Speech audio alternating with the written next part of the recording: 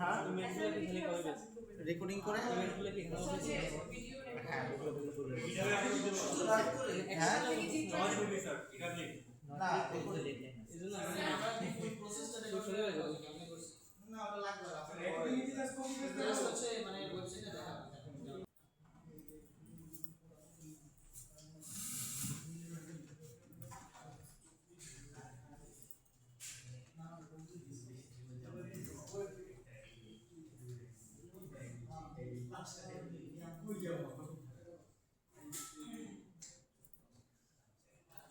Last ক্লাসে আমরা যেটা দেখছিলাম সেটা হচ্ছে আমরা একটা স্প্রিং বোট প্রজেক্ট তৈরি করছিলাম, এটা তৈরি করা শিখছি, সাথে দুইটা পেজ বানাইছিলাম, যেটা একদম স্ট্যাটিক পেজ, পেজ ডিসপ্লে ছিল আর একটা কন্টাক্ট পেজ ছিল।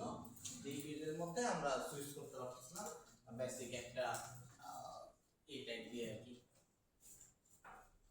সো যেহেতু আমাদের স্ট্যাটিক পেজ আমাদের তেমন কোনো জটিলতা ফেস করতে হয়নি, এখানে জাস্ট দুইটা স্ট্যাটিক পেজ বসাই দিয়েছি, দুইটা ফাইল HTML ফাইল বসাই দিয়েছি স্ট্যাটিকের মধ্যে, এই অ্যাজ ইট ইজ কাজ করতেছে।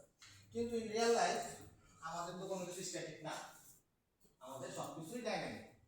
আমরা সবসময় জানবো যে আমাদের জিনিসগুলো ডাইনামিক্যালি আসে, তো এই যে ডাইনামিক জিনিসপত্র আসার জন্য আমাদেরকে এই স্ট্যাটিকের মধ্যে আর রাখা যাবে না। আমরা মনে করেন আমাদের যে স্কিলসগুলো আছে আমাদের পোর্টফোলিওতে, এই স্কিলসগুলোকে আমরা চাচ্ছি যে ডাইনামিক্যালি আসবে। ডাইনামিক মানে কি বোঝাচ্ছি, এটা কোনো একটা ডেটাবেসে আছে বা কোনো একটা অ্যারেতে আছে, সেই অ্যারে থেকে পপুলেট হবে। মানে আমরা যে HTML-টা বানায় রাখছি একটা ড্রাফট আকারে, এই ড্রাফটটা আসলে আমরা কি করতে যাচ্ছি, লুপ ঘুরে এখানে পপুলেট করতে যাচ্ছি। তো এটা হচ্ছে আমাদের মেইন টার্গেট। তো এর আগে আমাদেরকে আসলে জানতে হবে যে এই জায়গায় ডাইনামিক ভ্যালু কিভাবে আসে, এই ফর্মটাতে ডাইনামিক ভ্যালু আমরা কিভাবে আনতে পারি, HTML-টাকে কিভাবে ডাইনামিক করতে পারি, সেটা হচ্ছে মেইন টাস্ক। তো যদি আপনার কাছে কেউ আসে যে ভাই আমার পুরো স্ট্যাটিক ওয়েবসাইট লাগবে, আমার কোনো বেশি কিছু রিকোয়ারমেন্টস নাই, যা যা আছে সব স্ট্যাটিক, আমার আর কিছু লাগবে না, তখন আমরা বিসমিল্লাহির রহমানির রহিম করে এরকম স্ট্যাকের মধ্যে পেস্ট করে দিবেন, কপি পেস্ট শেষ, আপনার প্রজেক্ট ডান। কিন্তু যখনই আপনার কাছে ইউজার আসবে, আয়সা বলবে যে আমার তো এখানে আমি একটা ফর্ম চাচ্ছি, আমি ফর্মে ডেটা এন্ট্রি করবো, ওই ডেটাগুলো এখানে এসে দেখাবে, ঠিক আছে, তখন আপনি মনে করেন যে এই প্রজেক্টটা তখন আর কাজ করবে না, তখন আপনার পুরো HTML-টা ডাইনামিক হয়ে যেতে হবে। যেমন টেবিলে আপনি একটা রো অ্যাড করলে টেবিলেও ডাটা একটা রেট হবে, আপনারা যা ফিক্স করছেন আপনারা জানেন যে নতুন একটা রো অ্যাড করলেন, সেক্ষেত্রে টেবিলেও নতুন একটা রো অ্যাড হবে, এরকম আর কি বিষয়টা। সেটা আমরা ওয়েবের ভিতরে কীভাবে করতে পারি সেটাই আসলে মেইন বিষয়। তো আজকে আমরা একটু ডাইনামিক জিনিসপত্র নিয়ে কাজ করব।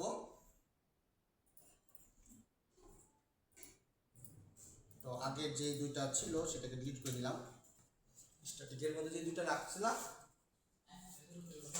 স্ট্যাটিকের মধ্যে দুইটা নাই, কারণ আমরা আজকে ডাইনামিক জিনিসপত্র বানাবো। ডাইনামিক জিনিসপত্র বানানোর জন্য আমাদেরকে যে ফোল্ডারটা দিচ্ছে সেটা হচ্ছে টেমপ্লেটস। আমাদের আরেকটা ফোল্ডার ছিল, আপনারা খেয়াল করছেন, স্ট্যাটিক এবং টেমপ্লেট দুইটা ফোল্ডার ছিল। আমরা লাস্ট দিন স্ট্যাটিকের মধ্যে ফাইল তৈরি করছি, বাট আজকে আমি চাচ্ছি যে এটাকে ডাইনামিক করতে, সেম জিনিসটাকে ডাইনামিকভাবে তৈরি করতে। তো এই জিনিসটাকে আমরা যখন আমরা ডাইনামিক কোনো কিছু নিয়ে কাজ করতে চাই, তখন আমাদেরকে টেমপ্লেটে আসতে হবে, যে আমরা একটা টেমপ্লেট বানাচ্ছি। অ্যাজ লাইক আপনার মনে আছে কিনা, জাভা এফএক্স এ মনে করেন আমরা একটা সিন সুইচ করতেছিলাম, তখন আমাদের নাম দেখা গেছিল, যে লগইন করতে তার নাম।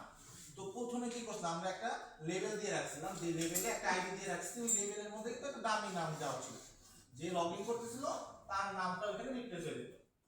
তো এই যে একটা টেমপ্লেট বানায় রাখছি, যে এই পার্টটাতে আমাদের কি আসবে, আমাদের একটা নাম বসবে, এই জায়গাটা ডিফাইন করে রাখছি, এটাকে আমরা বলতেছি আসলে টেমপ্লেট। একটা জায়গা ডিফাইন করে রাখতেছি, এই জায়গাটা ডাইনামিক্যালি পপুলেট হবে, যে লগইন করলো তার নাম আসবে, অথবা যে লগইন করলো তার প্রোফাইল পিকচার আসবে, হোয়াটএভার।